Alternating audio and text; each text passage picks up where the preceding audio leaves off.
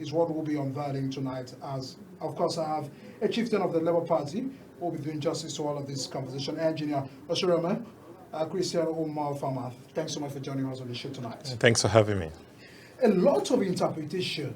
Some say Abure has won the Supreme Court judgment. Some say Usman has won it. Give us an understanding about the interpretation of the Supreme Court judgment from your own end.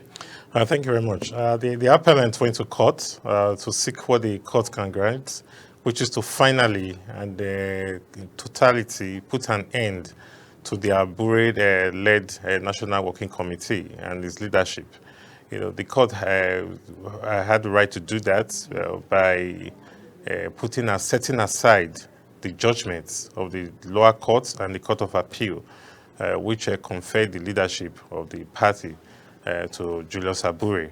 Then the Supreme Court unanimously decided that the court had no jurisdiction to do that, and it was wrong for Abure to have been imposed on the party. All right. There are a lot of reactions. Some said it's aware of putting to rest the challenges of the Labour Party, because we've seen that this leadership crisis have lingered for, as long as our 2023 elections was conducted. Some said, is this aware of the party getting it right, or is this still a fresh crisis that the Supreme Court has initiated by their judgment? There's no fresh crisis. The thing is, I'll say just mere impunity, the last kick of a dying horse. The Supreme Court has spoken. Abure is a lawyer and he knows what it means. And yes, he's trying to cling on to power. It's the same power tussle that have existed since 2023 after the general elections. They're just trying to cling on to power, which they do not have. They are not on the side of law, and there's no way it cannot be, like the court said, you cannot put something on nothing. It cannot stand. So an attempt to do that, it cannot stand. So whatever they do at this stage on is an illegality, and to be addressed at the appropriate time. Yeah. All right. We've seen a lot of movement. Abure said he's holding on to the national convention that they conducted in Anambra State. Did the Supreme Court make mention of that convention? Because they're using that to form part of their stance, justifying them holding back to that position. There was no point for the Supreme Court to touch on that convention. The convention was the nullity ab initio. Like I said, you cannot put something on nothing. He's holding on to it, but it was a nullity. INEC did not recognize that convention. The convention was flawed ab initio. Now when to organize a national convention, the national convention is supposed to be the pump of a political party. Now for you to try and hide it from the stakeholders of the party, by the party people were not even informed of the convention. They tried to hold it in Benin. Later they changed to when they leaked that they were holding a national convention without the stakeholders of the party knowing. They moved the venue to Asaba, and communicated to INEC. And when again that venue leaked, and they now had to move it to an area where nobody can reach them, and made sure that the stakeholders of the party were not aware. Now, for that convention to stand, certain criteria needed to be met. Number one, which is the fact that they should give adequate notice to INEC, which is 7 days notice before that convention venue could be changed. They did not do that. They did not meet that criteria. Now, for the party constitution on its own, you have to make sure, congresses were conducted and delegates are appointed from ward and every local government, to attend the convention. Again, the delegate congresses were not held. Abure and his National Working Committee just went ahead, appointed 5 delegates from each local government to come to the convention. It is against the constitution, it is against the constitution of the party, it is against the Nigerian Constitution 1999 as amended, it is against the INEC Electoral Act 2022, and it is against INEC party regulations and guidelines. You cannot do that. The party belongs to the people. The people have to elect the delegates that will come to the convention. You cannot appoint delegates on your own and keep it in secret and only expose the delegates at the convention. So that entire convention was a nullity. It cannot stand. Because if the Supreme Court said it is the business of the party, who are the party in this context of the Supreme Court? Because some who say Abura and the national some of the National Executive Council are saying that we are the party, we have the structure in the state, we have the structure in the local government. What does the party say in this context, and who are those who get it right? Because if at the other end, because they have also argued that Usman is not recognized by the Constitution. The caretaker, there's no provision by the Constitution of the Labour Party that has provision for caretaker committee. So that arrangement is strange to your Labour Party. Now, the stakeholders of the party are the owners of the party. Who are the stakeholders? The stakeholders are the elected officials of the party.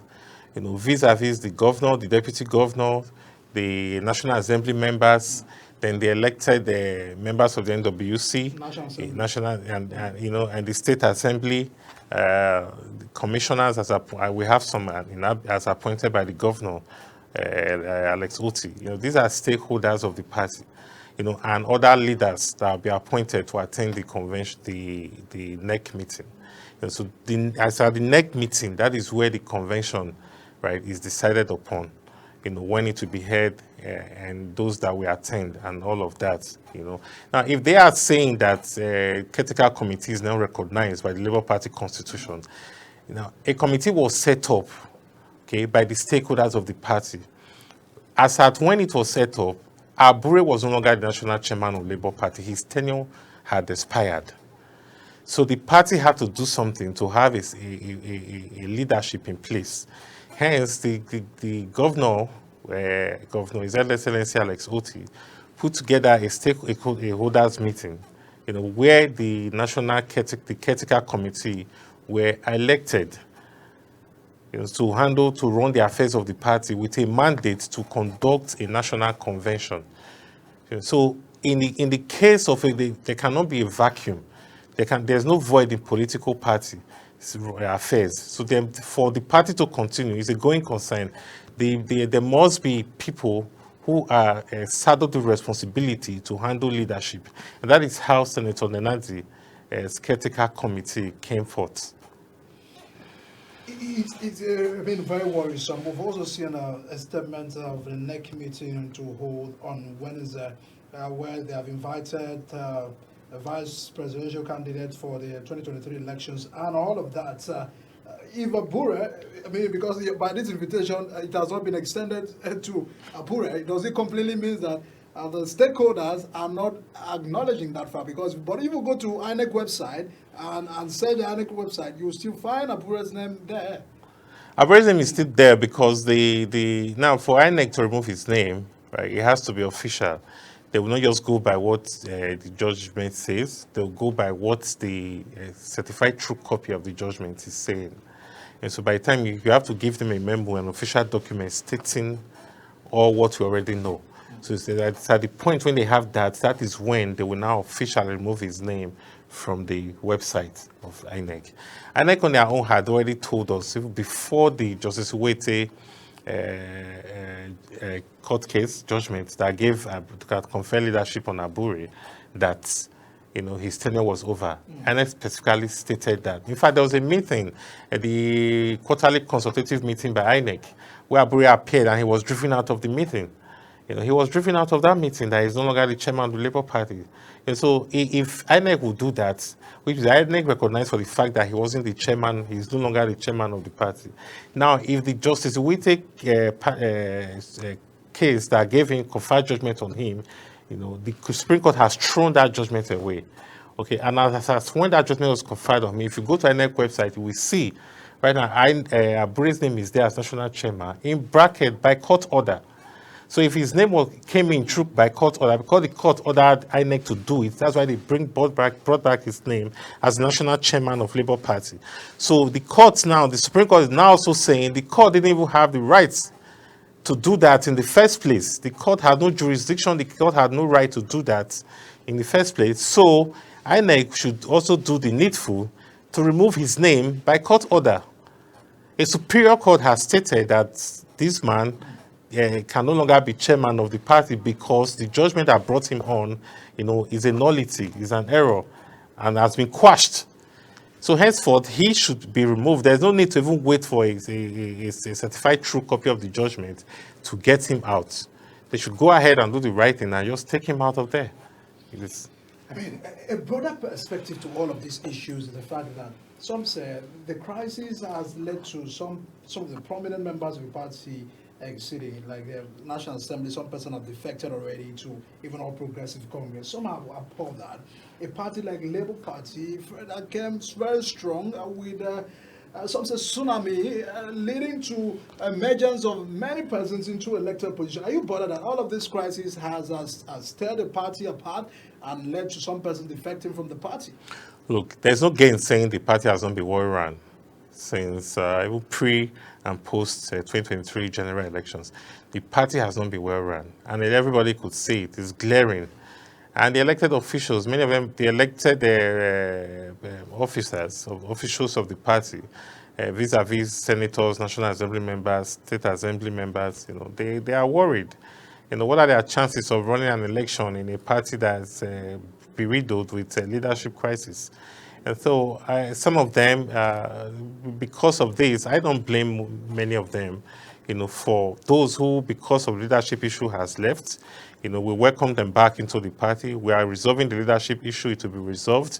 And we'll come together. We'll build a strong, united party to be a formidable force in this country. Not just a third force, but the force to beat in the next general elections coming 2027. Are you totally disappointed with the management of economy of this nation as it is now? What has been your view? Because I understand Labour Party had also said that we'll do this, we'll do that. But in a way, you couldn't get it. How can you assess this government? Are they making the reforms workable? You had also agreed, your party had agreed to subsidy removal and all of those, some of the policy that this president has taken on. No doubt some of President Tinubu's policy are good. There's no doubt about that. There's the problem I have with some of them is the timing. Like the removal of subsidy is a good policy, but the timing, the things are supposed to have been put in place to cushion the effects on the general masses, on the masses, so that it's not like you're landing a hammer on them, right? There should be a cushioning effect, before the party would have taken before the policy would have taken full effect. It could have been done it could have been also done sequentially, through phases, maybe 50%, 75% gone, then 100% cut over a year or a 2 years period. So that would create a cushioning effect, and some of the other policies are okay, but listen, when people criticize policies of the government, it is the central tenet of democracy to have a viable opposition. In fact, there are some countries, our colonial masters, for example, the British, okay, they have a privy council where the leader of the opposition party, right? For example, Peter Obi now is the leader of the opposition in Nigeria, will be inaugurated into the council. The Privy Council is just like the Federal Executive Council that advises the Prime Minister and the Queen. And so the opposition is a part of it. They recognize it. You cannot move forward without criticisms. That is why exams are written in school, to criticize your knowledge base. So one man cannot know it all. One party cannot know it all. It takes a collective, just like my play, they say it takes a village to raise a child. And so it takes both the opposition and the party in power to build a strong and a viable nation. So the role of opposition in this country is sine qua non. We need to have a strong opposition so that the country can find its footing back to where we should be. Do you feel 2027 might be very challenging for the Labour Party and Mr. Peter Obi looking at the whole scenario? Some said, can we look at merger? Can we also look at coalition? Can we look at finding an alternative? These are the conversations surrounding the corridors of the opposition. Looking at that, do you feel that chances are still very tall for your party and your former presidential candidate? His Excellency Peter Obi is ready to do what is needed, whatever is needed, to bring good governance to Nigeria. I believe in his chances. I believe in his person. And I believe Labour Party will become stronger. Yes, we've had our fair share of troubles, and we're still trying to get the party back to its right footings. And we will do that. We'll succeed in that. We'll build a strong, viable party. Like I said, it won't just be a third force. It'll be a force to reckon with in this country. Labour Party is the party of the It's youths. stronger than SDP. SDP are coming out It's very far strong. stronger. Labour Party is far stronger than SDP. Yes, we're trying to build a coalition. We'll see. I don't know what parties are coming into the coalition yet, but we'll see. That's left to be seen. The only way forward is to build a coalition, because you can't be fragmented and hope to win elections. If you want to win elections, you have to be united and strong, and before you'll be ready to fight. Fragmentation does not lead to anything good. Because some person are really bothered that Bola Tinubu may not and cannot be on seats. That is also the language on the street. There's nobody. These Nigerian people will determine who cannot be unseated and who can be unseated. Nigerian people will determine that. There's nobody too strong, too how will I put it? There's no God. There's not a God that is in the villa right now. It's only God that can say. It's only God you cannot unseat. So as long as you're a human being, you can be unseated. I mean, we're all in this country. We've had military governments that we thought nothing could shake, and they're all history now. I don't want to call names, but they're all history now. And so I'm not saying anybody's trying to unseat the government, but I know that come 2027, there'll be a viable opposition in this country. And we just want the country to go in the right direction. If you go to the street, any street in Nigeria now, go ask the common man on the street, is your life better today than it was 2 years ago or 1 year ago? And hear what they will tell you. The answer is a resounding no. Everybody is feeling the pinch. I've always had people who ask for handouts and all that, not because they cannot work for themselves, but because there's no jobs. Now you see people who have never asked for anything. They are all on the streets now begging. Go to our streets at night, you see women everywhere. People who should be in school, they are all on the streets.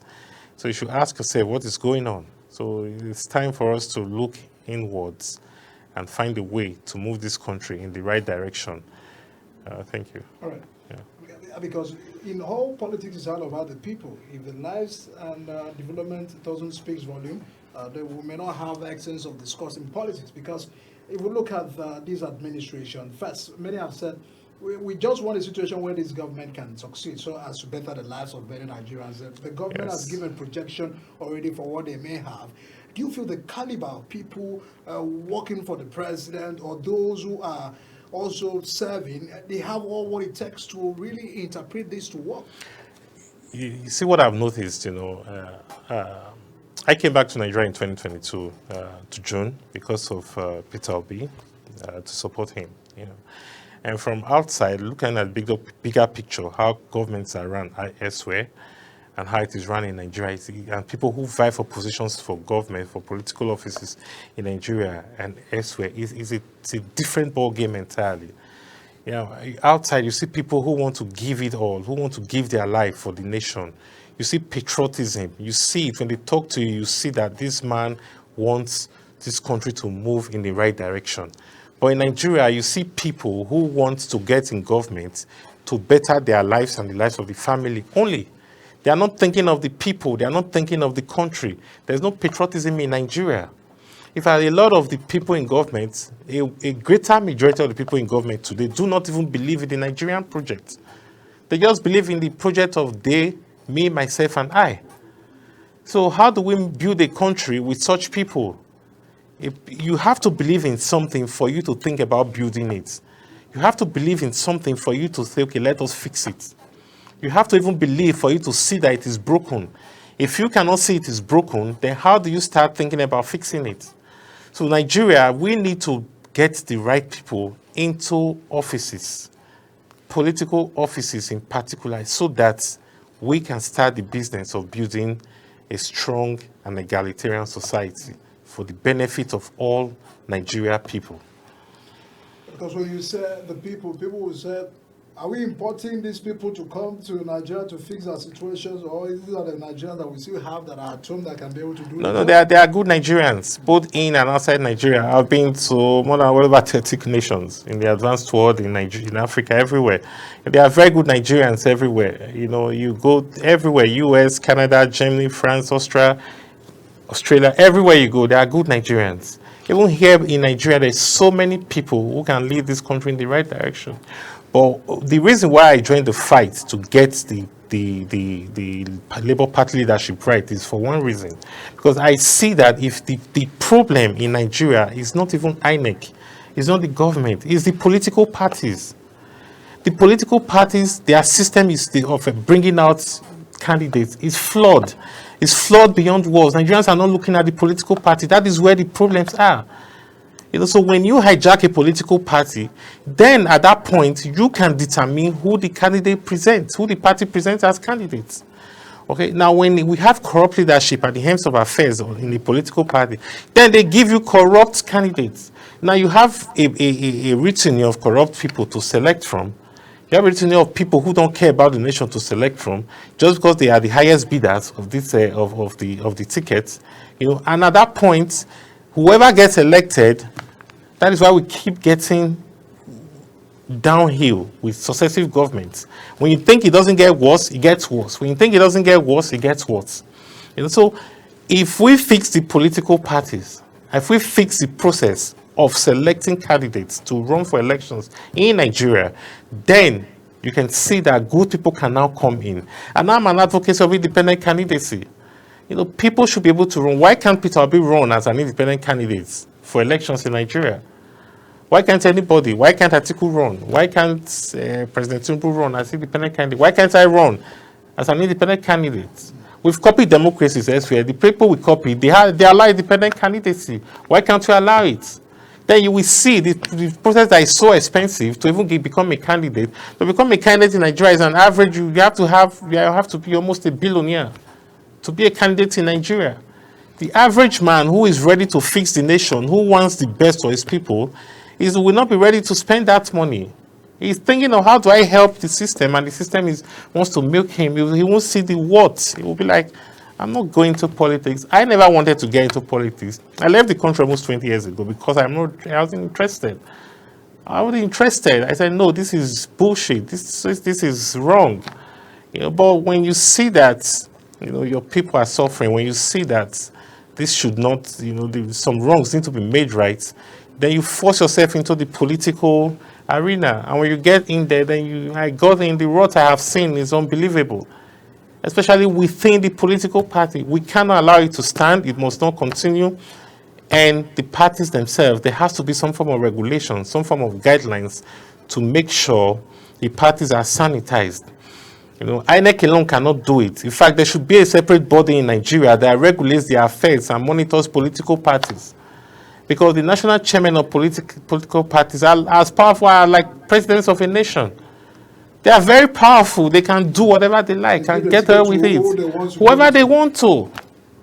And most of them just give it to the highest bidder. They don't care if you want to fix Nigeria or if you want to be a good senator or a good house. They don't care.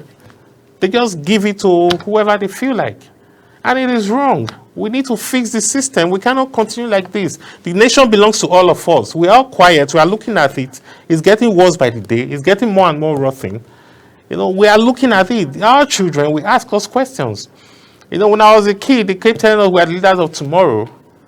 I'm pushing 50 now. We are not the leaders yet. When do we be the leaders? We had people in this country who were heads of states at 29 years old. They were head of states of Nigeria. 29 years old. But today, a 40-year-old man is being the best he can dream of is an essay to a governor, except for a very few exceptions. Like 0.00.1%. So where are we heading? What is all this? So I don't know. There's a future in all of this for Nigeria. There's a future. There's a future for Nigeria. What kind of interaction should we have? And of course, using your party, that Wednesday meeting, what do you feel that resolutions or whatever, may come out of that meeting will do to Nigeria's democracy? The implication from the judgment, the meeting moved by the NEC body, and the commitment to see how these democracy can advance. The people who will be gathering on Wednesday, Labour Party at that NEC meeting and stakeholders meeting, are people who I know truly want the advancement of this nation, who truly cares about Nigeria and want to provide solutions and look for a way to forge a new course, to chart a new course forward for Nigeria. But we will start with our own house, which is the Labour Party. People are going to be appointed, to conduct the next convention. Decisions are going to be taken that will be that have far-reaching implications into the future of the party and the future of Nigeria at large.